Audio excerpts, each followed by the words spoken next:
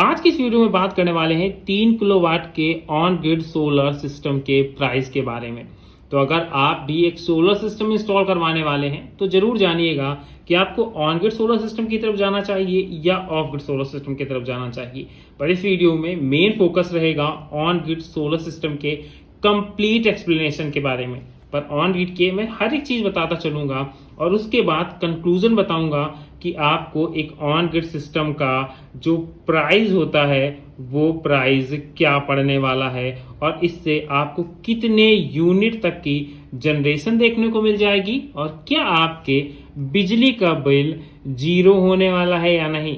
Complete information देंगे। अगर आपको सोलर के बारे में बिल्कुल भी इंफॉर्मेशन नहीं है तो गारंटी है 100% इंफॉर्मेशन इस वीडियो में आप लेकर जाएंगे। तो चलिए शुरुआत करते हैं आज के इस वीडियो की। चैनल पर नए हैं तो दोस्तों सब्सक्राइब कर दीजिएगा, वीडियो अच्छा लगे तो लाइक करना मत भूलिएगा।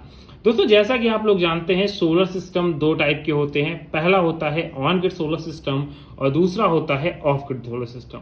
इन दोनों के बीच जो बेसिक डिफरेंस है वो क्या होता है वो मैं आपको बताता हूँ। सबसे पहले ऑफ ग्रिड की बात कर लेते हैं। ऑफ ग्रिड सोलर सिस्टम में आपको नंबर 1 पर सोलर पैनल की जरूरत पड़ती है, नंबर 2 पर इन्वर्टर की जरूरत पड़ती है, नंबर 3 पर बैटरी की जरूरत पड़ती है, क्योंकि जो सोलर पैनल एनर्जी प्रोड्यूस करते हैं वो हम अपनी बैटरी में स्टोर करते हैं और उसके बाद इससे हम लोग 24/7 आवर बैकअप ले पाते हैं। और इसके साथ ही आपको आज की डेट में हाइब्रिड सिस्टम देखने को मिलते हैं जिसमें आपको ऑप्शनल नेट मीटरिंग का भी मिल जाता है। तो अगर आप चाहें तो अपनी बैटरी से या डायरेक्ट अपने सोलर का यूज करें और अगर चाहें तो आप इस इलेक्ट्रिसिटी को बेच भी सकते हैं। पर ये आपका सिस्टम जो होता है ये महंगा भी होता है और इसके साथ इसमें आपको जो रिकवरी होती है वो उतनी अच्छी नहीं मिल पाती, क्योंकि जैसा आप लोग जानते हैं बैटरी की लाइफ अप्रोक्सीमेटली 5 ईयर होती है और जब तक 5 ईयर में हम लोग अपने सिस्टम की रिकवरी करते हैं, प्राइस की रिकवरी करते हैं, उस बीच में हमारा दोबारा से बैटरी का खर्चा आ जाता है। तो अगर आप एक 3 किलोवाट तक का सिस्टम सोच रहे हैं और आपके यहाँ इलेक्ट्रिसिटी अच्छी आती है, उस कंडीशन में मैं सजेस्ट करूंगा कि आपको ऑन ग्रिड सिस्टम की तरफ जाना चाहिए। ऑन ग्रिड सिस्टम के अंदर आपको पहला कंपोनेंट सोलर पैनल, दूसरा कंपोनेंट आपको ऑन ग्रिड इन्वर्टर की जरूरत पड़ेगी और तीसरी इंपॉर्टेंट चीज आपको नेट मीटरिंग की जरूरत पड़ेगी, क्योंकि जो भी आपकी एक्स्ट्रा इलेक्ट्रिसिटी प्रोड्यूस होगी वो आपकी इस नेट मीटरिंग के थ्रू बिजली विभाग के पास चली जाएगी और अगर आपको जरूरत है तो आप इसको ले सकते हैं। उसके बाद जो आपका फाइनल कंक्लूजन आएगा मंथ के एंड में, अगर मान लीजिए आपने 10 यूनिट बनाई है और 10 मिनट का कंजप्शन किया है तो इस कंडीशन में आपके बिजली का बिल 100% जीरो हो जाएगा। इसमें कोई भी डाउट नहीं होने वाला। अगर बात करें कि 3 किलोवाट का सिस्टम हमारा कितनी इलेक्ट्रिसिटी प्रोड्यूस करता है दोस्तों ये पैनल पर डिपेंड करता है।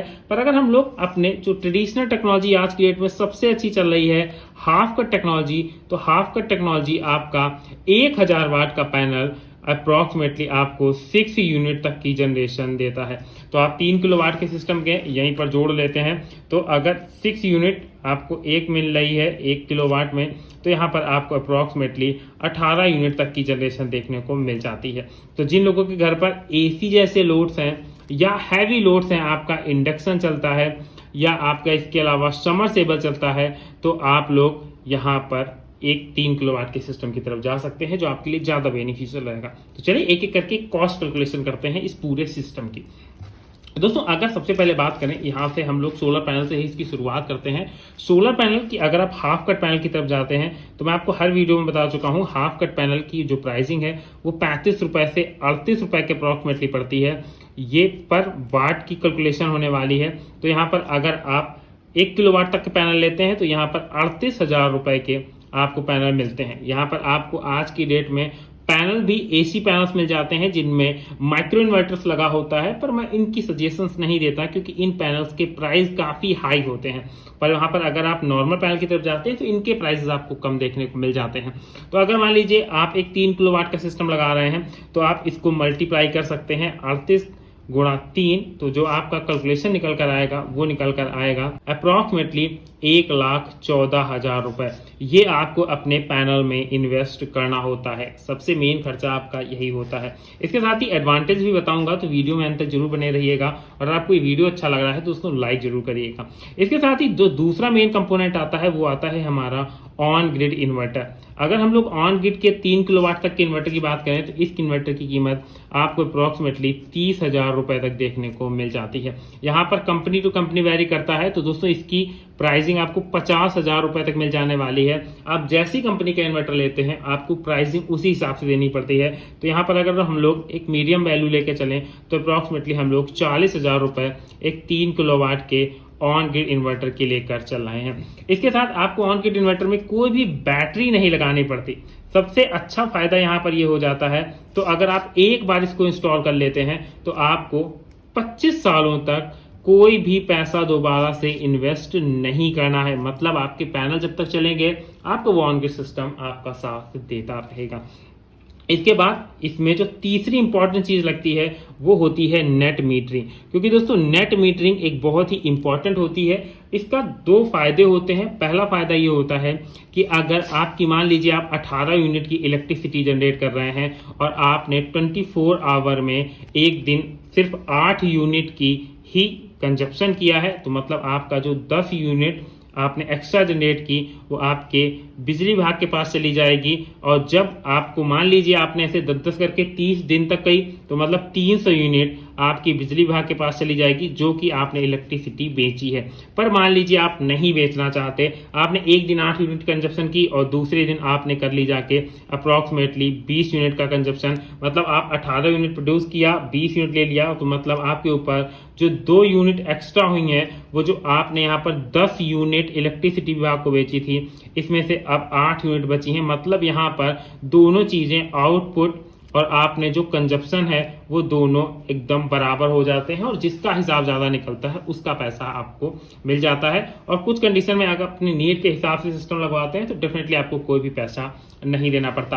पर नेट मीटरिंग करवाते टाइम आपको एक अमाउंट पेड करना पड़ता है। दोस्तों ये डिपेंड करता है कि आप कहां से बिलोंग करते हैं, किस स्टेट से बिलोंग करते हैं, उस स्टेट के हिसाब से नेट मीटरिंग के अपने चार्जेस होते हैं। तो यहाँ पर मैं आपको कोई चार्जेस इसके नहीं बताने वाला। जब भी आप ऑन ग्रिड सिस्टम किसी से लगवाते हैं तो उस सिस्टम में एक फायदा होता है कि जो आपको वो सिस्टम इंस्टॉल करता है वो ही आपकी नेट मीटरिंग करवा कर देता है। तो यहाँ पर आप ये मत सोचिएगा कि नेट मीटरिंग का जो आपको काम करना है वो सेल्फ करना है, आपको ऐसा कोई काम नहीं करना। नेट मीटरिंग आपका जो भी इंस्टॉल करेगा आपका सिस्टम वो ही आपकी नेट मीटरिंग भी करवा कर देगा। तो ये तो हो गया ओवरऑल खर्चा जो आपको एक 3 किलोवाट के सिस्टम में लगवाना। इसका जो मेन एडवांटेज है मैं वहां पर आपको ये बता देता हूं कि दोस्तों इसका जो मेन एडवांटेज है ये है कि आप एक बार इसको अगर इंस्टॉल करा देते हैं तो 25 साल तक आपको कोई अदर खर्चे नहीं करने पड़ते। अगर आपका इन्वर्टर सही चल रहा है, आपका पैनल सही चल रहा है, क्योंकि बैटरी जो आपका सिस्टम होता है उसमें बैटरी सबसे ज्यादा इंपॉर्टेंट होती है और बैटरी हर 5 साल में खराब होती है। तो ऐसी कंडीशन मान लीजिए आप लिथियम लगा लेंगे तब भी वो 10 साल की उसकी लाइफ होगी, पर 10 साल में वो बैटरी तो आपकी खराब होनी ही है। उसके बाद आपको फिर से बैटरी में इन्वेस्ट करना होता है। पर इस सिस्टम में ऐसा कुछ भी नहीं होता। पर इसका एक एडवांटेज जरूर है, डिसएडवांटेज जरूर है, वो भी मैं आपको बता दूं। दोस्तों देखिए ऑन ग्रिड सिस्टम जो हमारा होता है वो आपका श्रिंक करके चलता है आपकी इलेक्ट्रिसिटी से। मतलब अगर इलेक्ट्रिसिटी आ रही है उस कंडीशन में आपका पैनल लगा है तो ये आपका तभी ये बिजली जनरेट करेगा, क्योंकि जो ऑन ग्रिड इन्वर्टर्स होते हैं उनके अंदर ऐसी टेक्नोलॉजी दी जाती है अगर इनके अंदर इलेक्ट्रिसिटी नहीं आ रही है उस कंडीशन में ये सोलर के आने की सप्लाई को रोक देते हैं। मतलब क्योंकि अगर मान लीजिए इलेक्ट्रिसिटी नहीं आ रही है तो ऐसी कंडीशन में अगर ये करंट वापस जाएगा तो ऐसे में खतरा हो सकता है। तो इस वजह से आपके जो ऑन ग्रिड इन्वर्टर्स होते हैं इनके अंदर ऐसी टेक्नोलॉजी इंस्टॉल की जाती है कि इस टेक्नोलॉजी से आपका जो पैनल हो वो पावर नहीं बनाता। तो अगर आपके यहाँ इलेक्ट्रिसिटी प्रॉपर रहती है, 20 से 22 घंटे इलेक्ट्रिसिटी रहती है और मेनली डे टाइम में आपके यहाँ होल डे इलेक्ट्रिसिटी रहती है, इस कंडीशन में आपको ऑन ग्रिड सिस्टम की तरफ जाना चाहिए। आई थिंक मैंने पूरी कोशिश की थी कि मैं आपको इस वीडियो में एक 3 किलोवाट के ऑन ग्रिड सिस्टम के बारे में कंप्लीट इंफॉर्मेशन दे सकूं। तो अगर आपका अब भी कोई भी डाउट्स रह जाता है, छोटे से छोटा या बड़े से बड़ा, तो डेफिनेटली आप मेरे से मेरे कमेंट बॉक्स में पूछ सकते हैं। मैं आपके वहां पर हर एक कमेंट का रिप्लाई जरूर दे दूंगा। इसके अलावा अगर आप किसी भी स्पेशलाइज्ड सिस्टम के बारे में जानना चाहते हैं, वो मेगावाट्स का हो या आपका किलोवाट्स का सिस्टम हो, तो मेरे से आप पूछ सकते हैं। मैं आपको उसके बारे में एक प्रॉपर पूरी जेन्युइन इन्फॉर्मेशन देने का काम भी करूंगा। तो चलिए इसी के साथ करते हैं आज के इस वीडियो को समाप्त। मिलते हैं नेक्स्ट वीडियो में किसी नए अपडेट के साथ। अगर आपको वीडियो पसंद आया था तो दोस्तों लाइक कर दीजिएगा, वीडियो कंटेंट इन्फॉर्मेशन अच्छी लगी थी तो वीडियो को शेयर जरूर करिएगा, और इसी के साथ चैनल को सब्सक्राइब करना मत भूलिएगा, क्योंकि आपको हमारे चैनल पर सोलर से जुड़ी हुई हर एक इंपॉर्टेंट इन्फॉर्मेशन देखने को मिल जाएगी।